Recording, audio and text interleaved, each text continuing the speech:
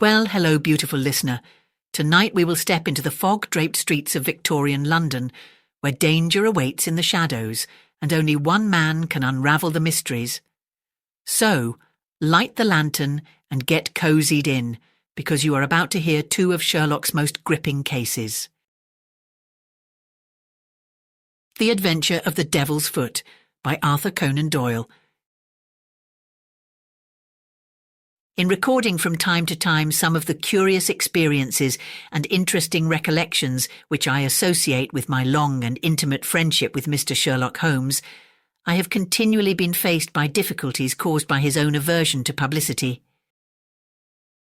To his sombre and cynical spirit, all popular applause was always abhorrent, and nothing amused him more at the end of a successful case than to hand over the actual exposure to some orthodox official, and to listen with a mocking smile to the general chorus of misplaced congratulation. It was indeed this attitude upon the part of my friend, and certainly not any lack of interesting material, which has caused me of late years to lay very few of my records before the public. My participation in some of his adventures was always a privilege which entailed discretion and reticence upon me.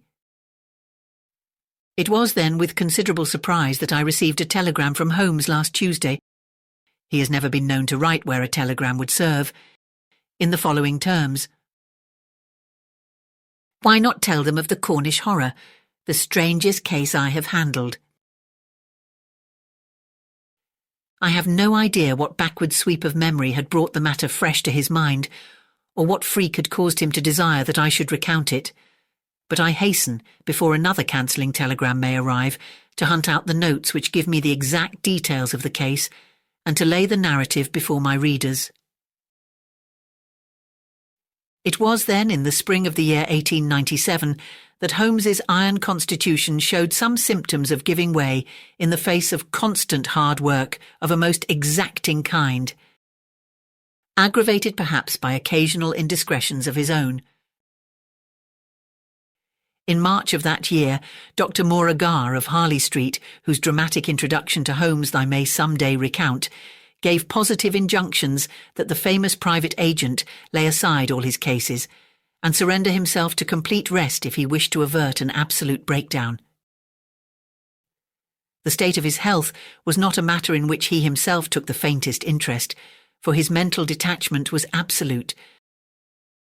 But he was induced at last on the threat of being permanently disqualified from work to give himself a complete change of scene and air. Thus it was that in the early spring of that year we found ourselves together in a small cottage near Poldhu Bay, at the further extremity of the Cornish peninsula. It was a singular spot, and one peculiarly well suited to the grim humour of my patient. From the windows of our little whitewashed house, which stood high upon a grassy headland, we looked down upon the whole sinister semicircle of Mounts Bay, that old death-trap of sailing vessels, with its fringe of black cliffs and surge-swept reefs on which innumerable seamen have met their end. With a northerly breeze it lies placid and sheltered, inviting the storm-tossed craft to tack into it for rest and protection. Then come the sudden swirl round of the wind, the blistering gale from the southwest, the dragging anchor, the lee shore, and the last battle in the creaming breakers. The wise mariner stands far out from that evil place. On the land side our surroundings were as sombre as on the sea. It was a country of rolling moors, lonely and dun-coloured, with an occasional church tower to mark the site of some old-world village. In every direction upon these moors there were traces of some vanished race which had passed utterly away, and left as its sole record strange monuments of stone, irregular mounds which contained the burned ashes of the dead, and curious earthworks which hinted at prehistoric strife. The glamour and mystery of the place, with its sinister atmosphere of forgotten nations, appealed to the imagination of my friend, and he spent much of his time in long walks and solitary meditations upon the moor. The ancient Cornish language had also arrested his attention, and he had, I remember, conceived the idea that it was akin to the Chaldean and had been largely derived from the Phoenician traders in tin. He had received a consignment of books upon philology and was settling down to develop this thesis when suddenly, to my sorrow and to his unfeigned delight, we found ourselves, even in that land of dreams, plunged into a problem at our very doors which was more intense, more engrossing, and infinitely more mysterious than any of those which had driven us from London. Our simple life and peaceful, healthy routine were violently interrupted, and we were precipitated into the midst of a series of events which caused the utmost excitement not only in Cornwall but throughout the whole west of England. Many of my readers may retain some recollection of what was called at the time the Cornish horror, though a most imperfect account of the matter reached the London press. Now, after 13 years, I will give the true details of this inconceivable affair to the public. I have said that scattered towers marked the villages which dotted this part of Cornwall. The nearest of these was the hamlet of Tredannick Wallace, where the cottages of a couple of hundred inhabitants clustered round an ancient moss-grown church. The vicar of the parish, Mr. Roundhay, was something of an archaeologist, and as such, Holmes had made his acquaintance.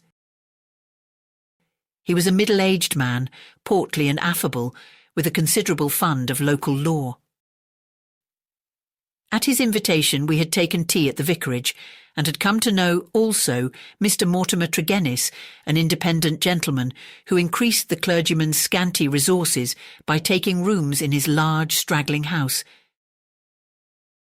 The vicar, being a bachelor, was glad to come to such an arrangement, though he had little in common with his lodger, who was a thin, dark, spectacled man, with a stoop which gave the impression of actual physical deformity.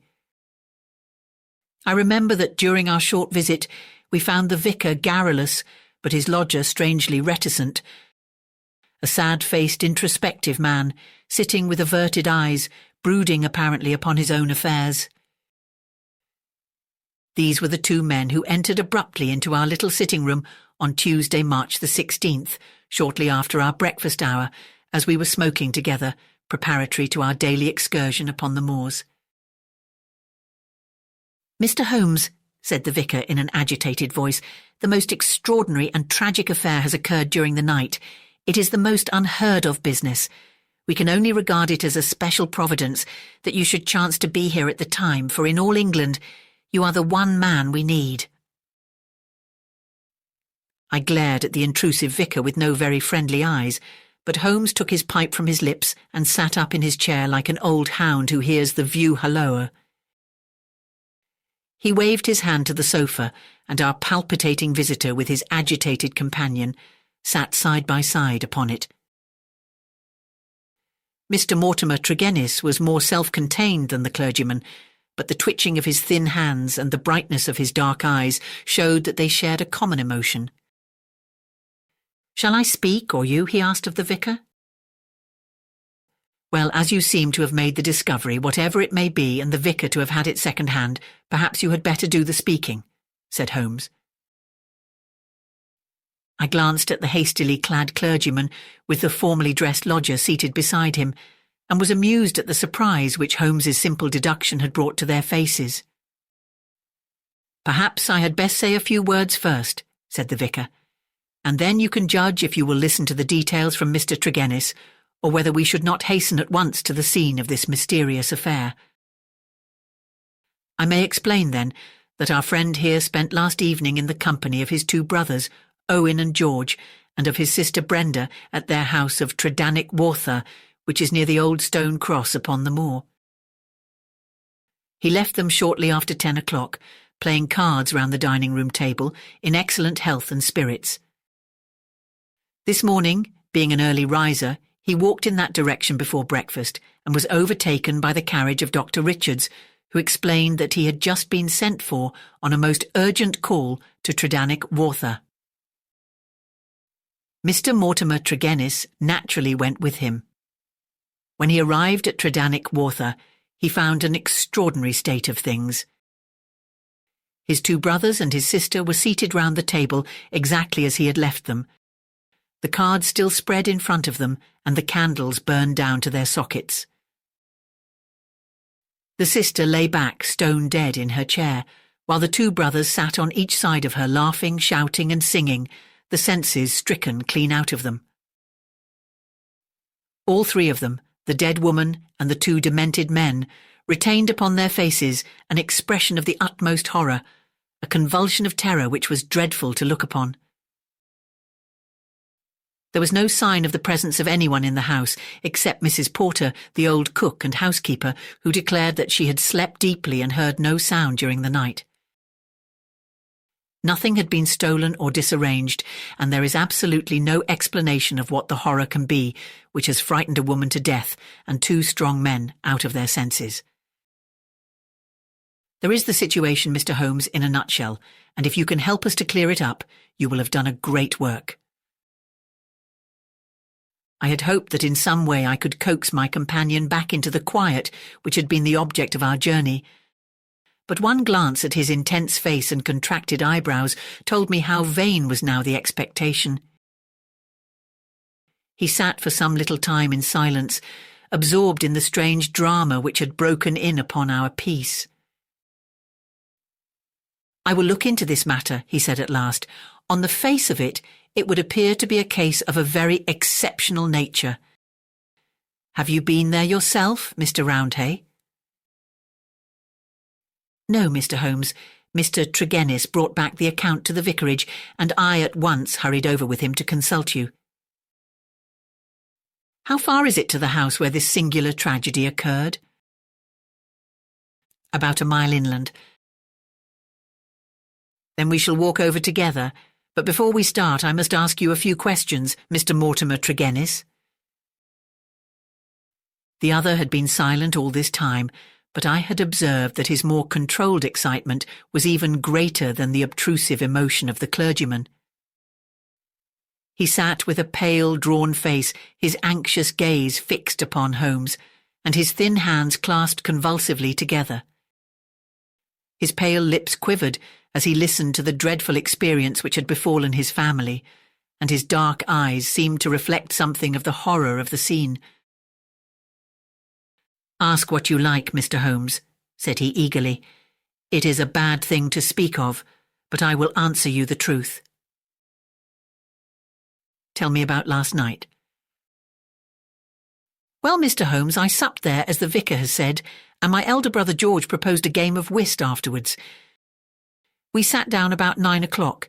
It was 10:15 when I moved to go. I left them all round the table as merry as could be." "Who let you out?" "Mrs. Porter had gone to bed, so I let myself out. I shut the hall door behind me. The window of the room in which they sat was closed, but the blind was not drawn down. There was no change in door or window this morning, or any reason to think that any stranger had been to the house. Yet there they sat, driven clean mad with terror, and Brenda lying dead of fright, with her head hanging over the arm of the chair. I'll never get the sight of that room out of my mind so long as I live." "The facts, as you state them, are certainly most remarkable," said Holmes. "I take it that you have no theory yourself which can in any way account for them." "It's devilish, Mr. Holmes, devilish," cried Mortimer Tregennis. "It is not of this world.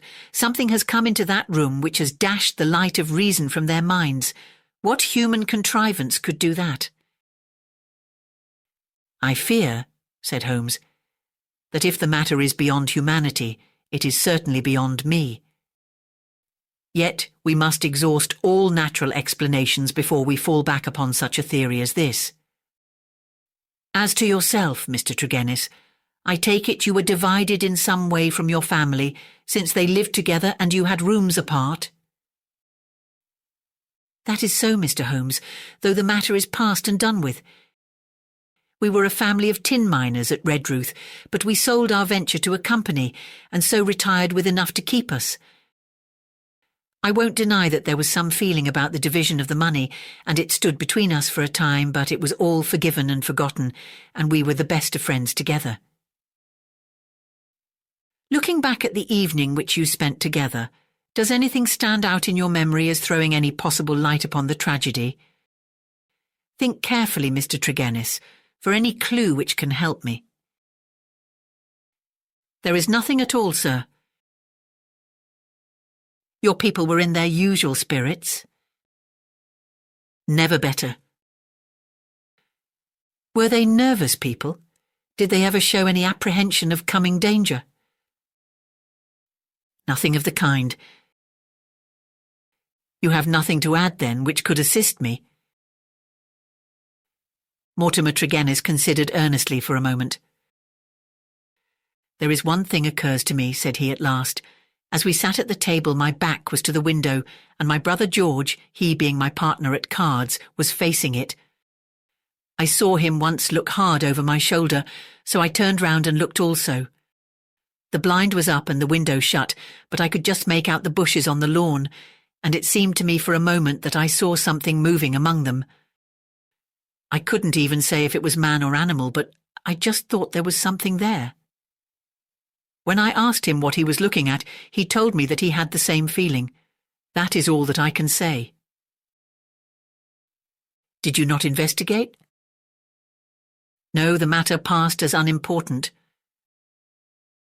You left them then without any premonition of evil? None at all. I'm not clear how you came to hear the news so early this morning. I am an early riser and generally take a walk before breakfast. This morning I had hardly started when the doctor in his carriage overtook me. He told me that old Mrs. Porter had sent a boy down with an urgent message. I sprang in beside him and we drove on. When we got there, we looked into that dreadful room. The candles and the fire must have burned out hours before, and they had been sitting there in the dark until dawn had broken. The doctor said Brenda must have been dead at least 6 hours. There were no signs of violence. She just lay across the arm of the chair with that look on her face. George and Owen were singing snatches of songs and gibbering like two great apes. Oh, it was awful to see. I couldn't stand it, and the doctor was as white as a sheet. Indeed, he fell into a chair in a sort of faint, and we nearly had him on our hands as well. Remarkable, most remarkable, said Holmes, rising and taking his hat. I think, perhaps, we had better go down to Tredannick Water without further delay. I confess that I have seldom known a case which at first sight presented a more singular problem. Our proceedings of that first morning did little to advance the investigation. It was marked, however, at the outset by an incident which left the most sinister impression upon my mind. The approach to the spot at which the tragedy occurred is down a narrow, winding country lane. While we made our way along it, we heard the rattle of a carriage coming towards us and stood aside to let it pass. As it drove by us, I caught a glimpse through the closed window of a horribly contorted, grinning face glaring out at us. Those staring eyes and gnashing teeth flashed past us like a dreadful vision. "My brothers!" cried Mortimer Tregennis, white to his lips. "They are taking them to Helston." We looked with horror after the black carriage lumbering upon its way. Then we turned our steps towards this ill-omened house in which they had met their strange fate. It was a large and bright dwelling, rather a villa than a cottage, with a considerable garden, which was already, in that Cornish air, well filled with spring flowers. Towards this garden, the window of the sitting-room fronted, and from it, according to Mortimer Tregennis, must have come that thing of evil which had by sheer horror in a single instant blasted their minds. Holmes walked slowly and thoughtfully among the flower plots and along the path before we entered the porch. So absorbed was he in his thoughts, I remember, that he stumbled over the watering pot, upset its contents, and deluged both our feet and the garden path. Inside the house we were met by the elderly Cornish housekeeper, Mrs. Porter, who, with the aid of a young girl, looked after the wants of the family. She readily answered all Holmes's questions. She had heard nothing in the night. Her employers had all been in excellent spirits lately, and she had never known them more cheerful and prosperous. She'd fainted with horror upon entering the room in the morning and seeing that dreadful company round the table. She had, when she recovered, thrown open the window to let the morning air in, and had run down to the lane, whence she sent a farm lad for the doctor. The lady was on her bed upstairs if we cared to see her. It took 4 strong men to get the brothers into the asylum carriage. She would not herself stay in the house another day, and was starting that very afternoon to rejoin her family at St. Ives. We ascended the stairs and viewed the body. Miss Brenda Tregennis had been a very beautiful girl, though now verging upon middle age. Her dark, clear-cut face was handsome, even in death, but there still lingered upon it something of that convulsion of horror which had been her last human emotion. From her bedroom we descended to the sitting-room, where this strange tragedy had actually occurred. The charred ashes of the overnight fire lay in the grate. On the table were the 4 guttered and burned-out candles, with the cards scattered over its surface. The chairs had been moved back against the walls, but all else was as it had been the night before. Holmes paced with light, swift steps about the room. He sat in the various chairs, drawing them up and reconstructing their positions. He tested how much of the garden was visible. He examined the floor, the ceiling, and the fireplace. But never once did I see that sudden brightening of his eyes and tightening of his lips, which would have told me that he saw some gleam of light in this utter darkness. "Why a fire?" he asked once. Had they always a fire in this small room on a spring evening? Mortimer Tregennis explained that the night was cold and damp. For that reason, after his arrival, the fire was lit. "What are you going to do now, Mr. Holmes?" he asked. My friend smiled and laid his hand upon my arm. "I think, Watson, that I shall resume that course of tobacco poisoning which you have so often and so justly condemned," said he. "With your permission, gentlemen, we will now return to our cottage, for I am not aware that any new factor is likely to come to our notice here. I will turn the facts over in my mind, Mr. Tregennis, and should anything occur to me, I will certainly communicate with you and the vicar. In the meantime, I wish you both good morning." It was not until long after we were back in Poldhu Cottage that Holmes broke his complete and absorbed silence. He sat coiled in his armchair, his haggard and ascetic face hardly visible amid the blue swirl of his tobacco smoke, his black brows drawn down, his forehead contracted, his eyes vacant and far away.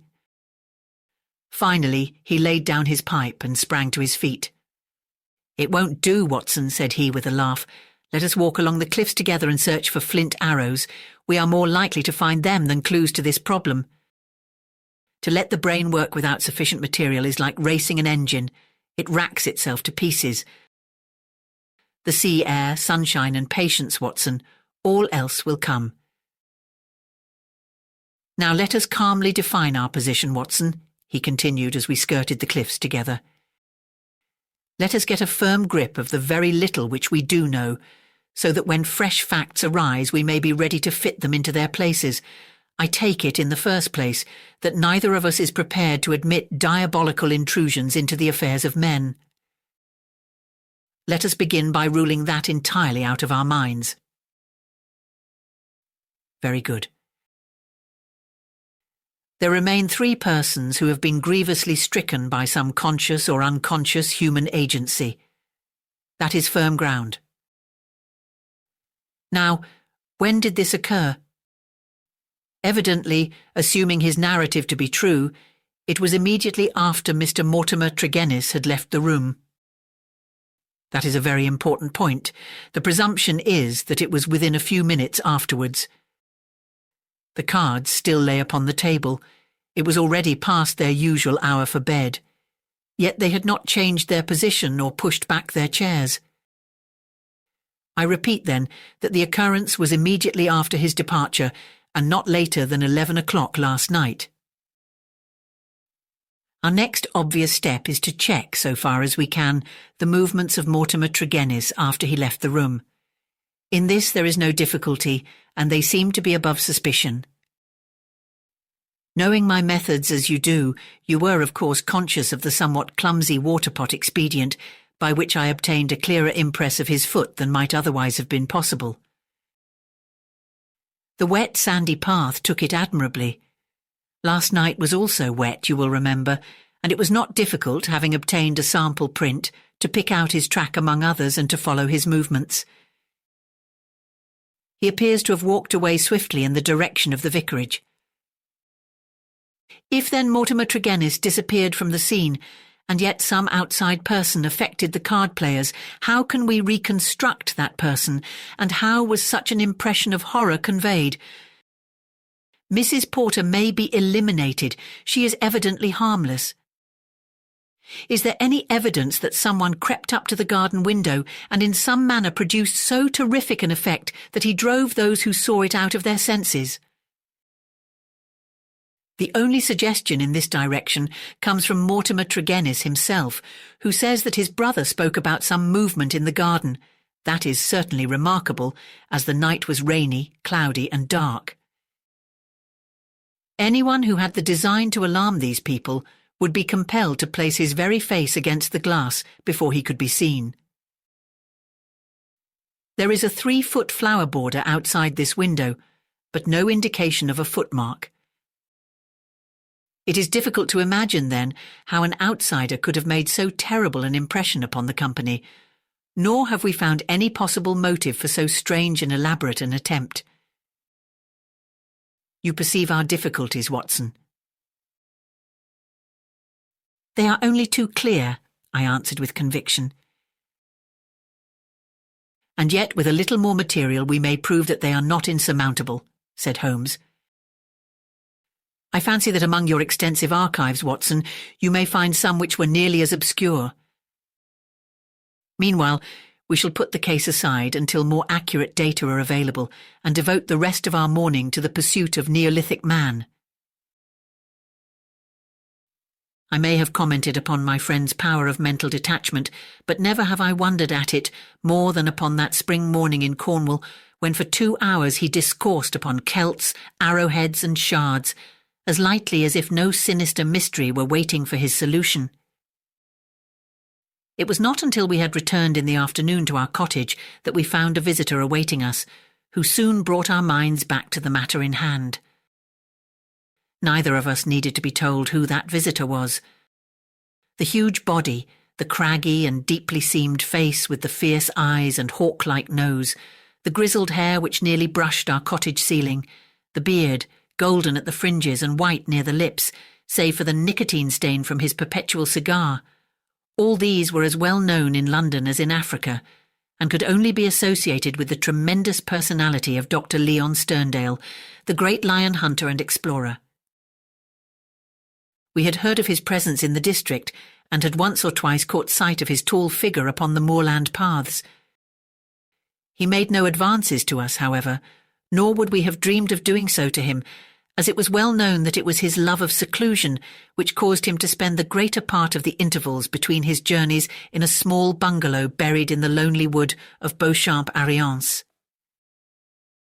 Here, amid his books and his maps, he lived an absolutely lonely life, attending to his own simple wants and paying little apparent heed to the affairs of his neighbours. It was a surprise to me, therefore, to hear him asking Holmes in an eager voice whether he had made any advance in his reconstruction of this mysterious episode. "The county police are utterly at fault," said he, "but perhaps your wider experience has suggested some conceivable explanation. My only claim to being taken into your confidence is that during my many residences here I have come to know this family of Tregennis very well. Indeed, upon my Cornish mother's side, I could call them cousins. And their strange fate has naturally been a great shock to me. I may tell you that I had got as far as Plymouth upon my way to Africa, but the news reached me this morning, and I came straight back again to help in the inquiry." Holmes raised his eyebrows. Did you lose your boat through it? I will take the next. Dear me, that is friendship indeed. I tell you they were relatives. Quite so, cousins of your mother. Was your baggage aboard the ship? Some of it, but the main part at the hotel. I see. But surely this event could not have found its way into the Plymouth morning papers. No, sir, I had a telegram. Might I ask from whom? A shadow passed over the gaunt face of the explorer. You are very inquisitive, Mr. Holmes. It is my business. With an effort, Dr. Sterndale recovered his ruffled composure. I have no objection to telling you, he said. It was Mr. Roundhay, the vicar, who sent me the telegram which recalled me. Thank you, said Holmes. I may say in answer to your original question that I have not cleared my mind entirely on the subject of this case, but that I have every hope of reaching some conclusion. It would be premature to say more. Perhaps you would not mind telling me if your suspicions point in any particular direction? No, I can hardly answer that. Then I have wasted my time and need not prolong my visit. The famous doctor strode out of our cottage in considerable ill humour, and within 5 minutes Holmes had followed him. I saw him no more until the evening, when he returned with a slow step and haggard face, which assured me that he had made no great progress with his investigation. He glanced at a telegram which awaited him and threw it into the grate. From the Plymouth Hotel, Watson, he said. I learned the name of it from the vicar, and I wired to make certain that Dr. Leon Sterndale's account was true. It appears that he did indeed spend last night there, and that he has actually allowed some of his baggage to go on to Africa, while he returned to be present at this investigation. What do you make of that, Watson? He is deeply interested.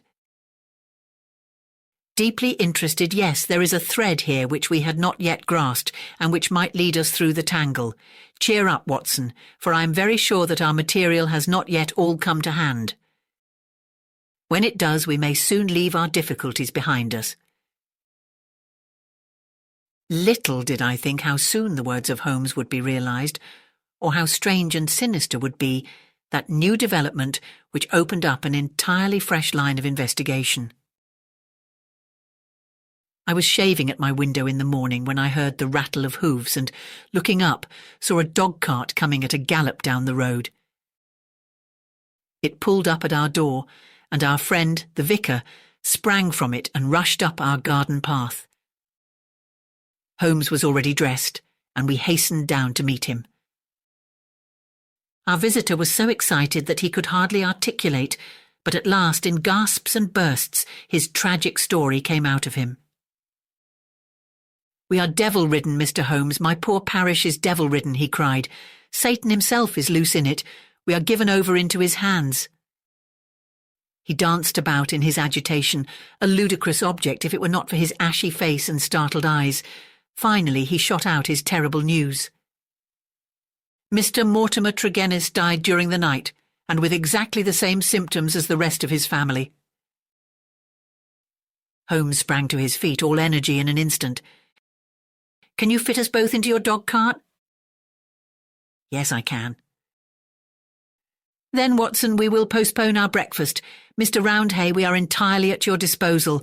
Hurry, hurry, before things get disarranged. The lodger occupied 2 rooms at the vicarage, which were in an angle by themselves, the one above the other. Below was a large sitting room. Above, his bedroom. They looked out upon a croquet lawn which came up to the windows. We had arrived before the doctor or the police, so that everything was absolutely undisturbed. Let me describe exactly the scene as we saw it upon that misty March morning. It has left an impression which can never be effaced from my mind. The atmosphere of the room was of a horrible and depressing stuffiness. The servant who had first entered had thrown up the window, or it would have been even more intolerable. This might partly be due to the fact that a lamp stood flaring and smoking on the centre table.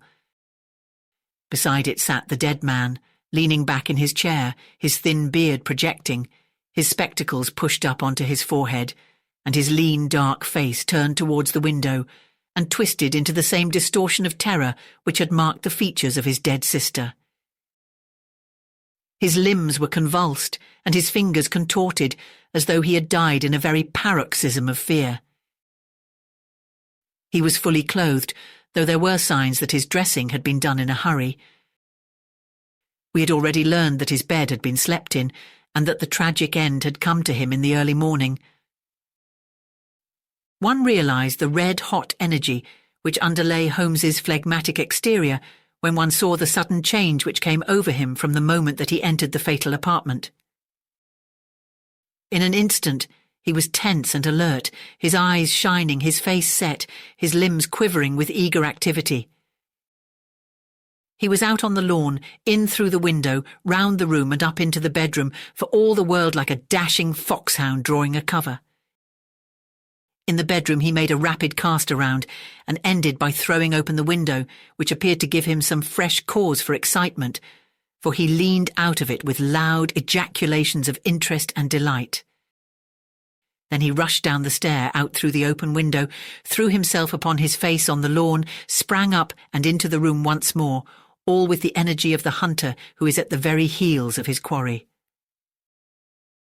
The lamp, which was an ordinary standard, he examined with minute care, making certain measurements upon its bowl.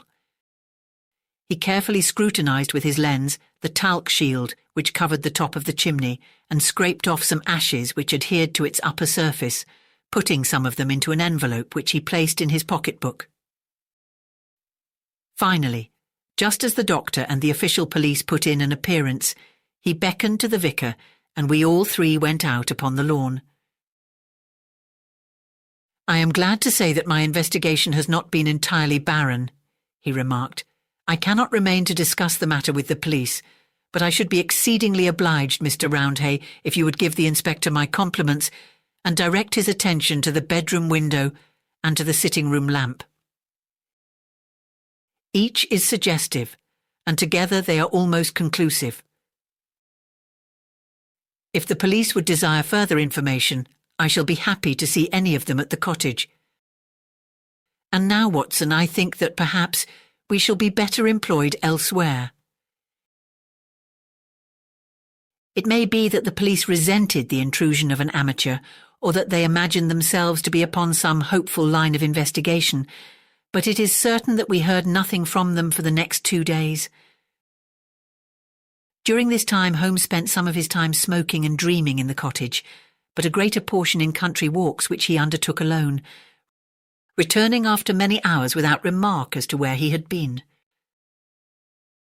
One experiment served to show me the line of his investigation.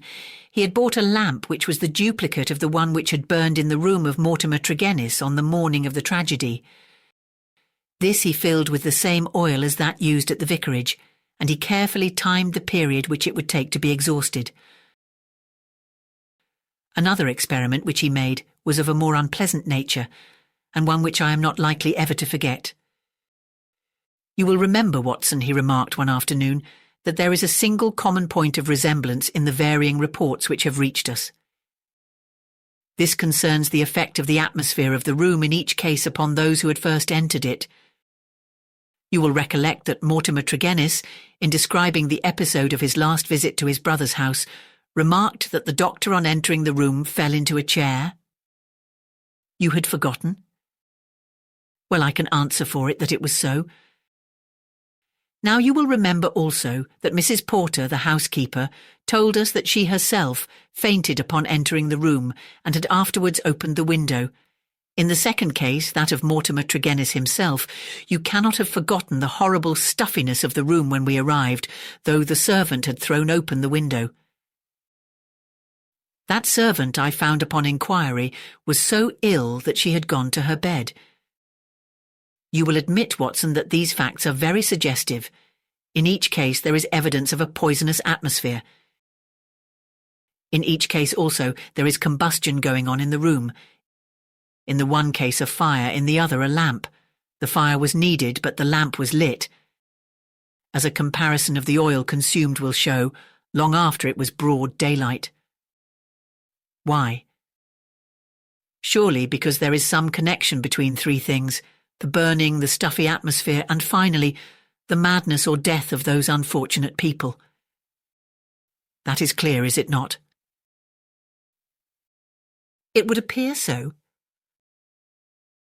At least we may accept it as a working hypothesis. We will suppose, then, that something was burned in each case which produced an atmosphere causing strange toxic effects. Very good. In the first instance, that of the Tregennis family, this substance was placed in the fire. Now the window was shut, but the fire would naturally carry fumes to some extent up the chimney. Hence, one would expect the effects of the poison to be less than in the second case, where there was less escape for the vapour. The result seems to indicate that it was so, since in the first case only the woman, who had presumably the more sensitive organism, was killed, the others exhibiting that temporary or permanent lunacy, which is evidently the first effect of the drug. In the second case the result was complete. The facts, therefore, seem to bear out the theory of a poison which worked by combustion. With this train of reasoning in my head, I naturally looked about in Mortimer Tregennis's room to find some remains of this substance. The obvious place to look was the talc shelf or smoke guard of the lamp. There, sure enough, I perceived a number of flaky ashes, and round the edges a fringe of brownish powder, which had not yet been consumed. Half of this I took, as you saw, and I placed it in an envelope. Why half, Holmes? It is not for me, my dear Watson, to stand in the way of the official police force. I leave them all the evidence which I found. The poison still remained upon the talc, had they the wit to find it. Now, Watson, we will light our lamp. We will, however, take the precaution to open our window to avoid the premature decease of two deserving members of society. And you will seat yourself near that open window in an armchair, unless, like a sensible man, you determine to have nothing to do with the affair. Oh, you will see it out, will you? I thought I knew my Watson. This chair I will place opposite yours, so that we may be the same distance from the poison and face to face. The door we will leave ajar. Each is now in a position to watch the other, and to bring the experiment to an end should the symptoms seem alarming. Is that all clear? Well then, I take our powder, or what remains of it, from the envelope, and I lay it above the burning lamp. So now, Watson, let us sit down and await developments. They were not long in coming. I had hardly settled in my chair before I was conscious of a thick, musky odour, subtle and nauseous. At the very first whiff of it, my brain and my imagination were beyond all control. A thick black cloud swirled before my eyes, and my mind told me that in this cloud, unseen as yet, but about to spring out upon my appalled senses, lurked all that was vaguely horrible, all that was monstrous and inconceivably wicked in the universe.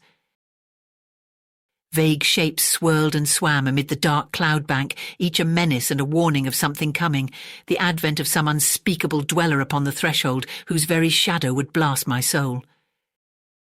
A freezing horror took possession of me. I felt that my hair was rising, that my eyes were protruding, that my mouth was opened, and my tongue like leather. The turmoil within my brain was such that something must surely snap. I tried to scream and was vaguely aware of some hoarse croak which was my own voice, but distant and detached from myself. At the same moment, in some effort of escape, I broke through that cloud of despair and had a glimpse of Holmes's face, white, rigid and drawn with horror, the very look which I had seen upon the features of the dead. It was that vision which gave me an instant of sanity and of strength. I dashed from my chair, threw my arms round Holmes, and together we lurched through the door, and an instant afterwards had thrown ourselves down upon the grass plot, and were lying side by side, conscious only of the glorious sunshine which was bursting its way through the hellish cloud of terror which had girt us in. Slowly it rose from our souls like the mists from a landscape until peace and reason had returned, and we were sitting upon the grass, wiping our clammy foreheads and looking with apprehension at each other to mark the last traces of that terrific experience which we had undergone. "Upon my word, Watson," said Holmes at last with an unsteady voice, "I owe you both my thanks and an apology. It was an unjustifiable experiment, even for oneself, and doubly so for a friend. I am really very sorry." "You know," I answered with some emotion, for I have never seen so much of Holmes's heart before, "that it is my greatest joy and privilege to help you." He relapsed at once into the half-humorous, half-cynical vein which was his habitual attitude to those about him. "It would be superfluous to drive us mad, my dear Watson," said he. "A candid observer would certainly declare that we were so already before we embarked upon so wild an experiment. I confess that I never imagined that the effect could be so sudden and so severe." He dashed into the cottage, and reappearing with a burning lamp held at full arm's length, he threw it among a bank of brambles. "We must give the room a little time to clear. I take it, Watson, that you have no longer a shadow of a doubt as to how these tragedies were produced?" "None whatever. But the cause remains as obscure as before. Come into the arbour here, and let us discuss it together. That villainous stuff seems still to linger round my throat. I think we must admit that all the evidence points to this man, Mortimer Tregennis, having been the criminal in the first tragedy, though he was the victim in the second one. We must remember in the first place that there is some story of a family quarrel, followed by a reconciliation. How bitter that quarrel may have been, or how hollow the reconciliation, we cannot tell. When I think of Mortimer Tregennis, with the foxy face and the small, shrewd, beady eyes behind the spectacles, he is not a man whom I should judge to be of a particularly forgiving disposition. Well, in the next place, you will remember that this idea of someone moving in the garden, which took our attention for a moment from the real cause of the tragedy, emanated from him. He had a motive in misleading us. Finally, if he did not throw the substance into the fire at the moment of leaving the room, who did do so? The affair happened immediately after his departure. Had anyone else come in, the family would certainly have risen from the table. Besides, in peaceful Cornwall, visitors did not arrive after 10 o'clock at night. We may take it, then, that all the evidence points to Mortimer Tregennis as the culprit. Then his own death was suicide. Well, Watson, it is on the face of it a not impossible supposition. The man who had the guilt upon his soul of having brought such a fate upon his own family might well be driven by remorse to inflict it upon himself. There are, however, some cogent reasons against it. Fortunately, there is one man in England who knows all about it, and I have made arrangements by which we shall hear the facts this afternoon from his own lips. Ah, he is a little before his time. Perhaps you would kindly step this way, Dr. Leon Sterndale. We have been conducing a chemical experiment indoors, which has left our little room hardly fit for the reception of so distinguished a visitor. I had heard the click of the garden gate, and now the majestic figure of the great African explorer appeared upon the path. He turned in some surprise towards the rustic arbour in which we sat. "You sent for me, Mr. Holmes. I had your note about an hour ago, and I have come, though I really do not know why I should obey your summons." "Perhaps we can clear the point up before we separate," said Holmes. "Meanwhile, I am much obliged to you for your courteous acquiescence. You will excuse this informal reception in the open air, but my friend Watson and I have nearly furnished an additional chapter to what the papers call the Cornish horror, and we prefer a clear atmosphere for the present." Perhaps, since the matters which we have to discuss will affect you personally in a very intimate fashion, it is as well that we should talk where there can be no eavesdropping." The explorer took his cigar from his lips and gazed sternly at my companion. "I'm at a loss to know, sir," he said, "what you can have to speak about which affects me personally in a very intimate fashion." "The killing of Mortimer Tregennis," said Holmes. For a moment I wished that I were armed. Sterndale's fierce face turned to a dusky red, his eyes glared, and the knotted, passionate veins started out in his forehead, while he sprang forward with clenched hands towards my companion. Then he stopped, and with a violent effort he resumed a cold, rigid calmness, which was perhaps more suggestive of danger than his hot-headed outburst. "I have lived so long among savages and beyond the law," said he, "that I have got into the way of being a law to myself. You would do well, Mr. Holmes, not to forget it, for I have no desire to do you an injury." "Nor have I any desire to do you an injury, Doctor Sterndale. Surely the clearest proof of it is that, knowing what I know, I have sent for you and not for the police." Sterndale sat down with a gasp, overawed for perhaps the first time in his adventurous life. There was a calm assurance of power in Holmes's manner which could not be withstood. Our visitor stammered for a moment, his great hands opening and shutting in his agitation. "What do you mean?" he asked at last. "If this is bluff upon your part, Mr. Holmes, you have chosen a bad man for your experiment. Let us have no more beating about the bush. What do you mean?" "I will tell you," said Holmes, "and the reason why I tell you is that I hope frankness may beget frankness. What my next step may be will depend entirely upon the nature of your own defence." "My defence?" "Yes, sir." "My defence against what?" "Against the charge of killing Mortimer Tregennis." Sterndale mopped his forehead with his handkerchief. "Upon my word, you are getting on," said he. "Do all your successes depend upon this prodigious power of bluff?" "The bluff," said Holmes sternly, "is upon your side, Doctor, and not upon mine. As a proof I will tell you some of the facts upon which my conclusions are based. Of your return from Plymouth, allowing much of your property to go on to Africa, I will say nothing save that it first informed me that you were one of the factors which had to be taken into account in reconstructing this drama. I came back. I have heard your reasons and regard them as unconvincing and inadequate. We will pass that. You came down here to ask me whom I suspected. I refused to answer you. You then went to the vicarage, waited outside it for some time, and finally returned to your cottage." "How do you know that?" "I followed you. I saw no one. That is what you may expect to see when I follow you. You spent a restless night at your cottage, and you formed certain plans, which in the early morning you proceeded to put into execution. Leaving your door just as day was breaking, you filled your pocket with some reddish gravel that was lying heaped beside your gate." Sterndale gave a violent start and looked at Holmes in amazement. "You then walked swiftly for the mile which separated you from the vicarage.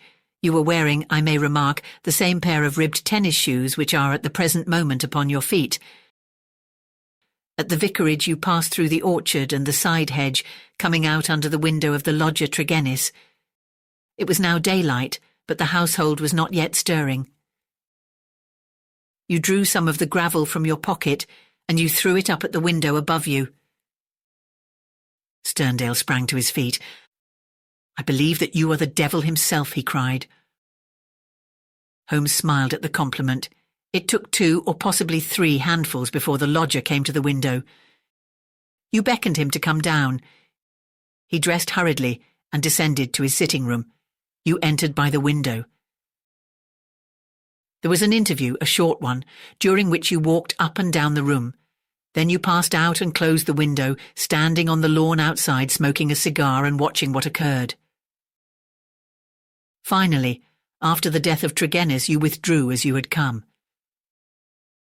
Now, Dr. Sterndale, how do you justify such conduct, and what were the motives for your actions? If you prevaricate or trifle with me, I give you my assurance that the matter will pass out of my hands forever. Our visitor's face had turned ashen grey as he listened to the words of his accuser. Now he sat for some time in thought, with his face sunk in his hands. Then, with a sudden impulsive gesture, he plucked a photograph from his breast pocket and threw it on the rustic table before us. "That is why I have done it," said he. It showed the bust and face of a very beautiful woman. Holmes stooped over it. "Brenda Tregennis," said he. "Yes, Brenda Tregennis," repeated our visitor. "For years I have loved her. For years she has loved me. There is the secret of that Cornish seclusion which people have marvelled at. It has brought me close to the one thing on earth that was dear to me. I could not marry her, for I have a wife who has left me for years, and yet whom, by the deplorable laws of England, I could not divorce. For years Brenda waited. For years I waited. And this is what we have waited for." A terrible sob shook his great frame, and he clutched his throat under his brindled beard. Then with an effort he mastered himself and spoke on. "The vicar knew he was in our confidence. He would tell you that she was an angel upon earth. That was why he telegraphed to me and I returned. What was my baggage or Africa to me when I learned that such a fate had come upon my darling? There you have the missing clue to my action, Mr. Holmes." "Proceed," said my friend. Dr. Sterndale drew from his pocket a paper packet and laid it upon the table. On the outside was written Radix Pedis Diaboli, with a red poison label beneath it. He pushed it towards me. "I understand that you are a doctor, sir. Have you ever heard of this preparation?" "Devil's foot root. No, I've never heard of it." "It is no reflection upon your professional knowledge, dear," said he, "for I believe that, save for one sample in a laboratory at Buda, there is no other specimen in Europe. It has not yet found its way either into the pharmacopoeia or into the literature of toxicology. The root is shaped like a foot, half human, half goat-like, hence the fanciful name given by a botanical missionary. It is used as an ordeal poison by the medicine men in certain districts of West Africa and is kept as a secret among them. This particular specimen I obtained under very extraordinary circumstances in the Ubangi country." He opened the paper as he spoke and disclosed a heap of reddish-brown snuff-like powder. "Well, sir?" asked Holmes sternly. "I am about to tell you, Mr. Holmes, all that actually occurred, for you already know so much that it is clearly to my interest that you should know all. I have already explained the relationship in which I stood to the Tregennis family. For the sake of the sister, I was friendly with the brothers. There was a family quarrel about money, which estranged this man Mortimer. But it was supposed to be made up, and I afterwards met him as I did the others. He was a sly, subtle, scheming man, and several things arose which gave me a suspicion of him, but I had no cause for any positive quarrel. One day, only a couple of weeks ago, he came down to my cottage and I showed him some of my African curiosities. Among other things, I exhibited this powder, and I told him of its strange properties, how it stimulates those brain centres which control the emotion of fear, and how either madness or death is the fate of the unhappy native who is subjected to the ordeal by the priest of his tribe. I told him also how powerless European science would be to detect it. How he took it I cannot say, for I never left the room, but there is no doubt that it was then, while I was opening cabinets and stooping to boxes, that he managed to abstract some of the devil's foot root. I well remember how he plied me with questions as to the amount and the time that was needed for its effect, but I little dreamed that he could have a personal reason for asking. I thought no more of the matter until the vicar's telegram reached me at Plymouth.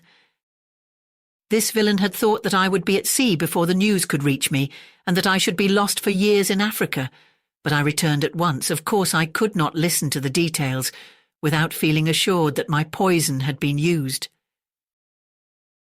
I came round to see you on the chance that some other explanation had suggested itself to you. But there could be none. I was convinced that Mortimer Tregennis was the murderer, that for the sake of money, and with the idea, perhaps, that if the other members of his family were all insane, he would be the sole guardian of their joint property. He had used the devil's foot powder upon them, driven 2 of them out of their senses, and killed his sister Brenda, the one human being whom I have ever loved, or who has ever loved me. There was his crime. What was to be his punishment? Should I appeal to the law? Where were my proofs? I knew that the facts were true, but could I help to make a jury of countrymen believe so fantastic a story? I might or I might not, but I could not afford to fail. My soul cried out for revenge. I have said to you once before, Mr. Holmes, that I have spent much of my life outside the law, and that I have come at last to be a law to myself. So it was, even now, I determined that the fate which he had given to others should be shared by himself. Either that, or I would do justice upon him with my own hand. In all England there can be no man who sets less value upon his own life than I do at the present moment. Now I have told you all. You have yourself supplied the rest. I did, as you say, after a restless night, set off early from my cottage. I foresaw the difficulty of arousing him, so I gathered some gravel from the pile which you have mentioned, and I used it to throw up to his window. He came down and admitted me through the window of the sitting-room. I laid his offence before him. I told him that I had come both as judge and executioner.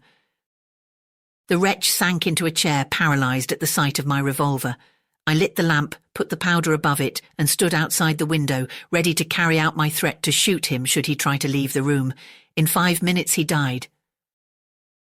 My God, how he died! But my heart was flint, for he endured nothing which my innocent darling had not felt before him. There is my story, Mr. Holmes. Perhaps if you loved a woman, you would have done as much yourself. At any rate, I am in your hands. You can take what steps you like. As I have already said, there is no man living who can fear death less than I do. Holmes sat for some little time in silence. "What were your plans?" he asked at last. "I had intended to bury myself in Central Africa.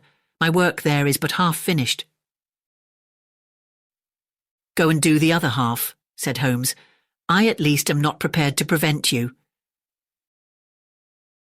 Dr. Sterndale raised his giant figure, bowed gravely, and walked from the arbour.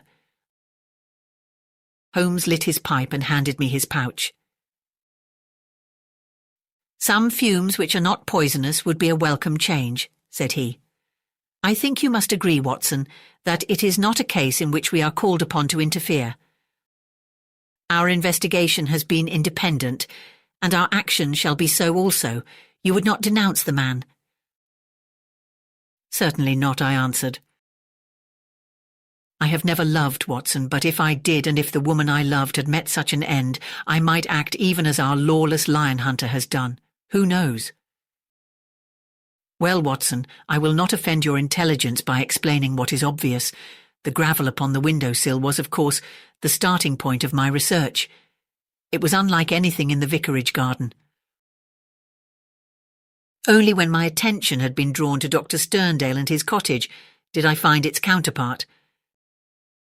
The lamp shining in broad daylight and the remains of powder upon the shield were successive links in a fairly obvious chain. And now, my dear Watson, I think we may dismiss the matter from our mind and go back with a clear conscience to the study of those Chaldean roots which are surely to be traced in the Cornish branch of the great Celtic speech.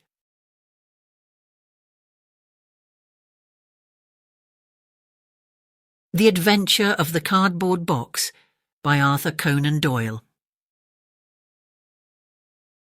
In choosing a few typical cases which illustrate the remarkable mental qualities of my friend Sherlock Holmes, I have endeavoured, as far as possible, to select those which presented the minimum of sensationalism, while offering a fair field for his talents. It is, however, unfortunately impossible entirely to separate the sensational from the criminal, and a chronicler is left in the dilemma that he must either sacrifice details which are essential to his statement and so give a false impression of the problem, or he must use matter which chance and not choice has provided him with. With this short preface, I shall turn to my notes of what proved to be a strange, though a peculiarly terrible chain of events. It was a blazing hot day in August. Baker Street was like an oven, and the glare of the sunlight upon the yellow brickwork of the house across the road was painful to the eye.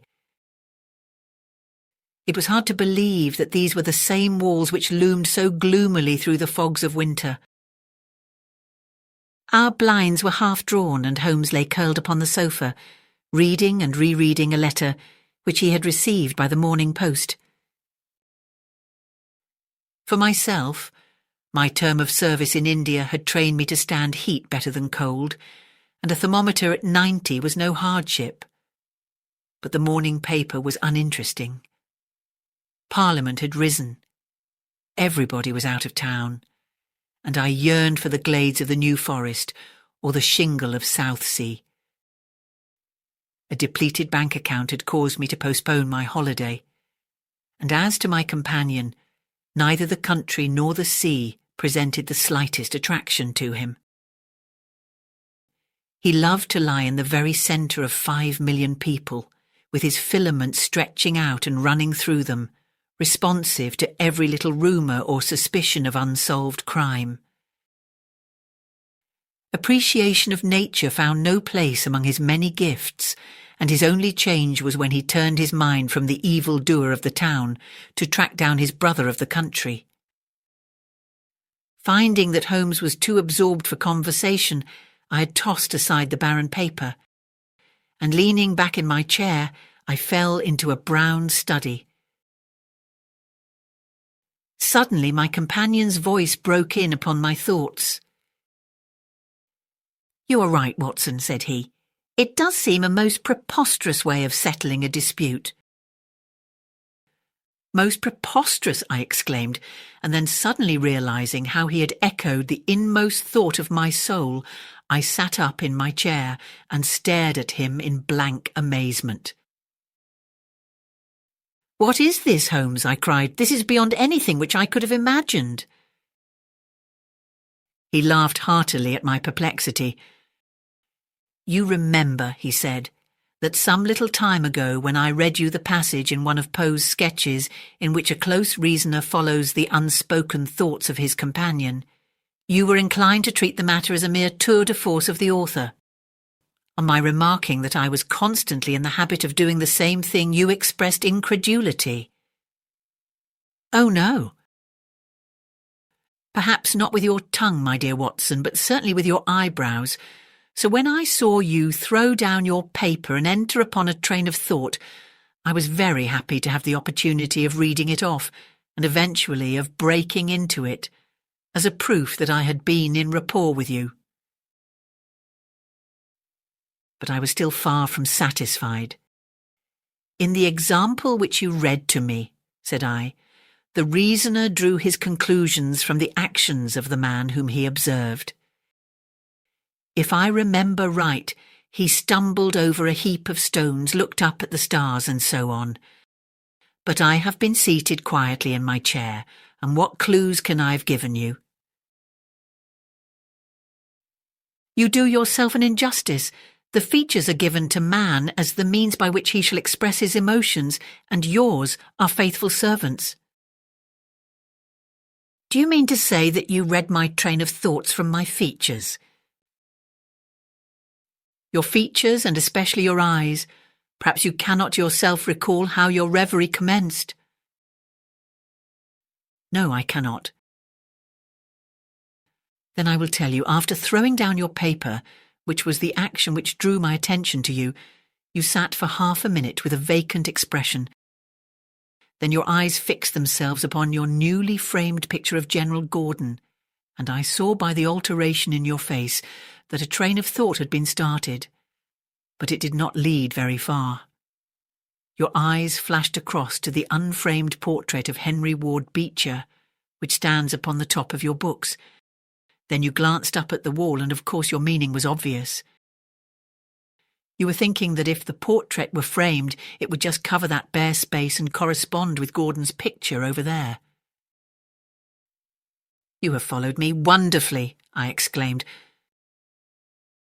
"So far I could hardly have gone astray, but now your thoughts went back to Beecher, and you looked hard across as if you were studying the character in his features. Then your eyes ceased to pucker, but you continued to look across, and your face was thoughtful. You were recalling the incidents of Beecher's career. I was well aware that you could not do this without thinking of the mission which he undertook on behalf of the North at the time of the Civil War, for I remember your expressing your passionate indignation at the way in which he was received by the more turbulent of our people. You felt so strongly about it that I knew you could not think of Beecher without thinking of that also. When a moment later I saw your eyes wander away from the picture, I suspected that your mind had now turned to the Civil War, and when I observed that your lips set, your eyes sparkled and your hands clenched, I was positive that you were indeed thinking of the gallantry which was shown by both sides in that desperate struggle. But then again, your face grew sadder. You shook your head. You were dwelling upon the sadness and horror and useless waste of life. Your hand stole towards your own old wound, and a smile quivered on your lips, which showed me that the ridiculous side of this method of settling international questions had forced itself upon your mind. At this point I agreed with you that it was preposterous, and was glad to find that all my deductions had been correct. "Absolutely," said I, "and now that you have explained it, I confess that I am as amazed as before." "It was very superficial, my dear Watson, I assure you. I should not have intruded it upon your attention had you not shown some incredulity the other day. But I have in my hands here a little problem which may prove to be more difficult of solution than my small essay in thought reading. Have you observed in the paper a short paragraph referring to the remarkable contents of a packet sent through the post to Miss Cushing of Cross Street, Croydon?" "No, I saw nothing." "Ah, then you must have overlooked it. Just toss it over to me. Here it is under the financial column. Perhaps you would be good enough to read it aloud." I picked up the paper which he had thrown back to me and read the paragraph indicated.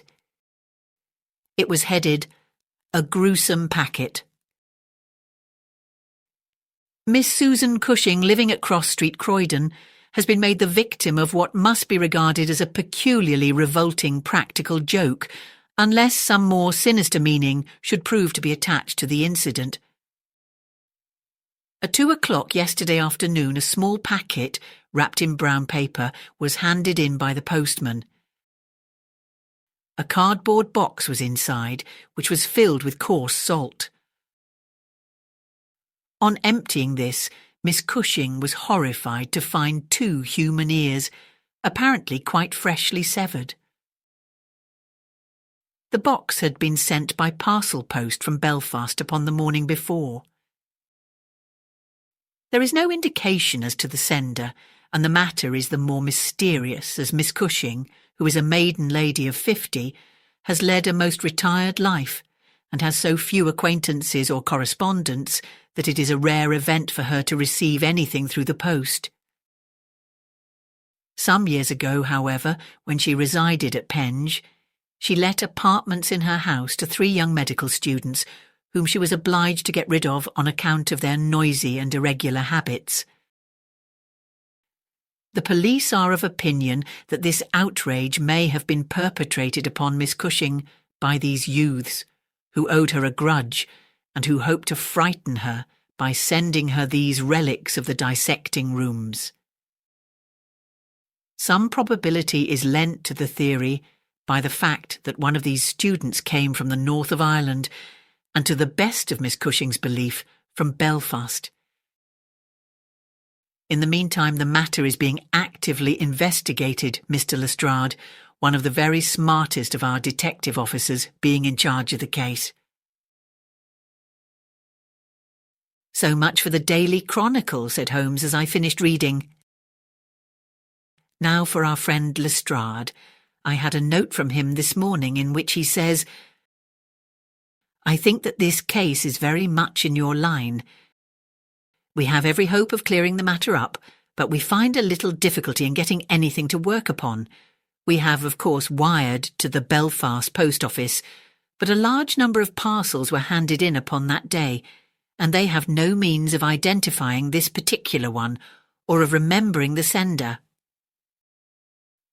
The box is a half-pound box of honeydew tobacco and does not help us in any way.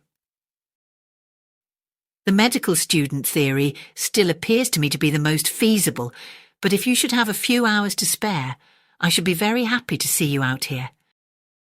I shall be either at the house or in the police station all day. What say you, Watson? Can you rise superior to the heat and run down to Croydon with me on the off chance of a case for your annals?" I was longing for something to do. "You shall have it then. Ring for our boots and tell them to order a cab. I'll be back in a moment when I have changed my dressing gown and filled my cigar case." A shower of rain fell while we were in the train, and the heat was far less oppressive in Croydon than in town. Holmes had sent on a wire, so that Lestrade, as wiry, as dapper, and as ferret-like as ever, was waiting for us at the station. A walk of 5 minutes took us to Cross Street, where Miss Cushing resided. It was a very long street of 2-story brick houses, neat and prim, with whitened stone steps and little groups of aproned women gossiping at the doors. Halfway down, Lestrade stopped and tapped at a door, which was opened by a small servant girl. Miss Cushing was sitting in the front room into which we were ushered. She was a placid-faced woman with large, gentle eyes and grizzled hair curving down over her temples on each side. A worked antimacassar lay upon her lap, and a basket of coloured silks stood upon a stool beside her. "They are in the outhouse, those dreadful things," said she as Lestrade entered. "I wish that you would take them away altogether." "So I shall, Miss Cushing. I only kept them here until my friend Mr. Holmes should have seen them in your presence." "Why in my presence, sir?" "In case he wished to ask any questions." "What is the use of asking me questions when I tell you I know nothing whatever about it?" "Quite so, madam," said Holmes in his soothing way. "I have no doubt that you have been annoyed more than enough already over this business." "Indeed I have, sir. I'm a quiet woman and live a retired life.